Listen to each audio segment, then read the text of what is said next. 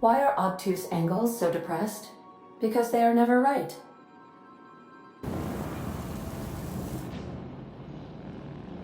All right. She's on her way. How do I look? Oh, my hands have finally stopped shaking. All right. Deep breath. Here I go. Anyhow, so I told him, Dad, I'm a big girl now. I ain't need your help. I can do it on my lonesome. What did he say to that? Have at it then. And he handed me his favorite wrench, the one he used for the canner. He's probably half as tall as I was. He didn't scold you for talking back to him? Nah, he was never like that. I always thought it was funny when I get indignant about something. Then he'd watch me do whatever it was, make sure I didn't get hurt, but he'd never interfere. I learned a lot that way. I wish I could have met him. Anyone who helped shape you must have been a special person.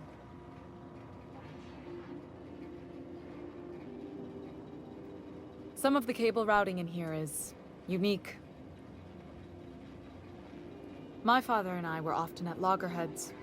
He had notions of how the station should be run, and I had others. He was fond of saying, "You think Groundbreaker pays for itself? Someone's got to cover the bills," when I chafed against his deference to the board. Sounds like he was afraid of him. He was, and he was right to be. Didn't mean I had to like it. You've got a capable crew. That speaks well of your leadership. Thank you for welcoming me aboard your ship. What about your mama? I don't mean to pry, you just hardly mention her, and I've been wondering.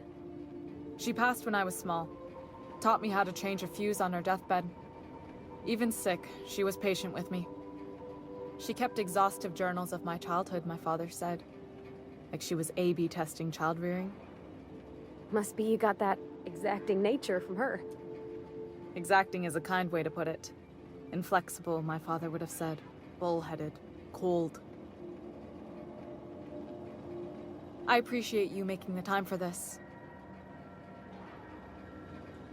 I'm trusting you to keep Parvati safe. If you're cold, then I'm the void of space. Cold. Pfft. That's the silliest thing I ever heard. Thank you.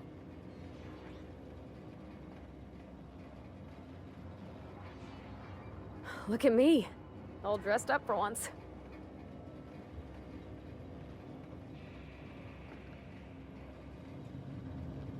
I could see why Parvati seems so happy here.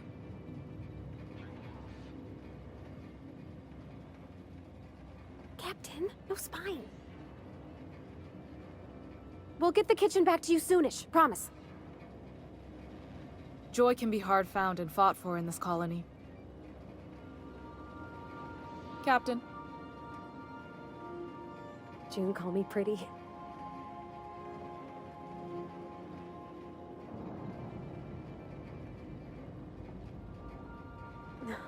Isn't this swell?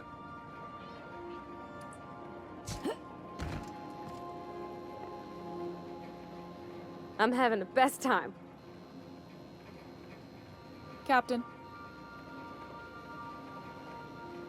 You're a real looky-loo, huh, ma'am?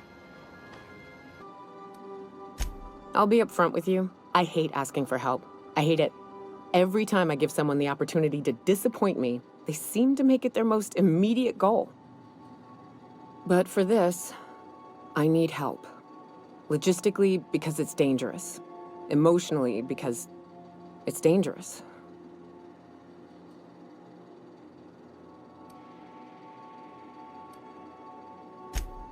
You know what? Never mind, Captain. You find your way out of your own asshole? Come try talking about this again, all right?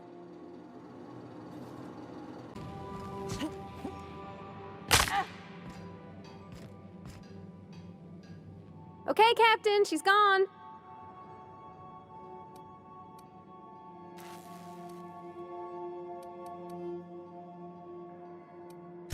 I feel like running laps around the cargo bay. So she got here, and the first thing she said was, "Oh, you smell nice, like mock apples." And I was like, "Yeah, new soap." And then she just sort of touched my arm real gentle-like and called the cut of my outfit elegant. I couldn't hear the rest on account of my heart was beating so hard. Then I led her into the kitchen, I think she about cried when she saw the spread.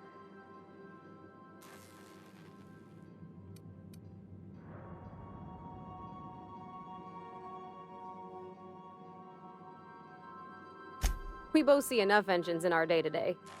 There's nothing special about sitting next to another one, even if ours is real sweet. June hardly ever makes it down to Groundbreaker's mess during regular meal times, so sharing the kitchen was special. Like being part of a real family.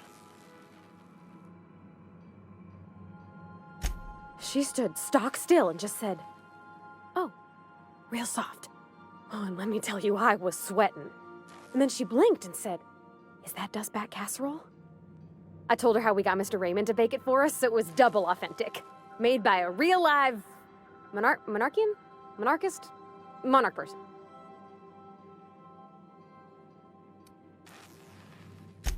Sure was. Near best thing to homemade, Junlei said. When I brung out the sweetheart cakes, June, she got a little teary, said she had a thing she needed to say. But I stopped her because I wanted to say it first. I never felt so bold, Captain.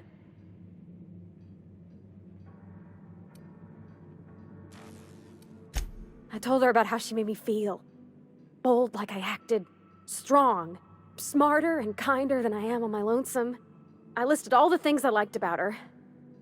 And then she pulled out a paper and read a speech. She talked about the things she admired about me, like my cleverness and my humor, and how it made her want to be more open.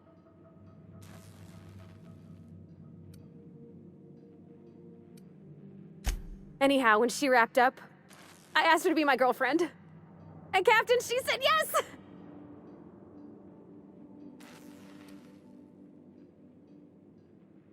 We talked about it some. I told her I wasn't sure how it'd work, how I've had a bad time of it in the past. She said we'll take it as it comes. Fix things together. Share meals, talk. Maybe she could rub my shoulders when they're sore. I said I might like that.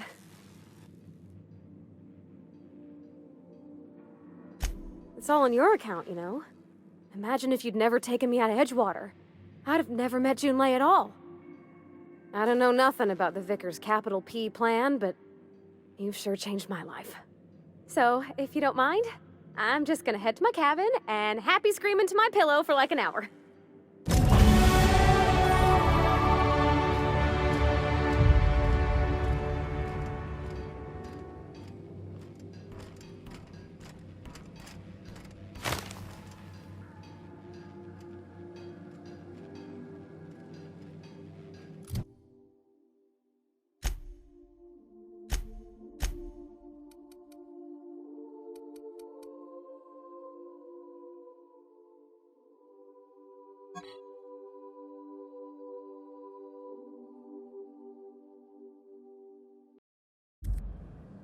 Like a star, darling.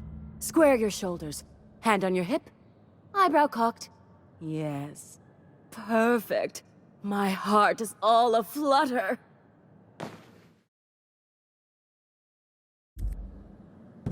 Oh, how grotesque. I always suspected the dramas did no justice to real marauders. Their armor is so much more hideous in person. Yes, that's it. I have it. I know exactly what we're doing. Brace yourself, my dear. We're going to call this style Barbarian Chic. The saucy confidence of a spacer, the raw contempt of an iconoclast, the brutish musk of a marauder, and the pièce de résistance, monster leather. 1 part Mantiqueen chitin, 3 parts hide from a raptidon's flank, and let's say, 8 strips of primal leather. No, make that 10. We're revolutionizing the fashion of Byzantium. Our work is anything but simple.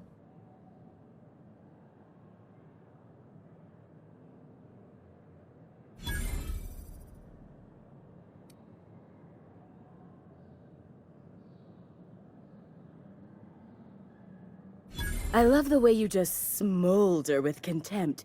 It makes me want to spoil you. Here, treat yourself to a nice new gun or something.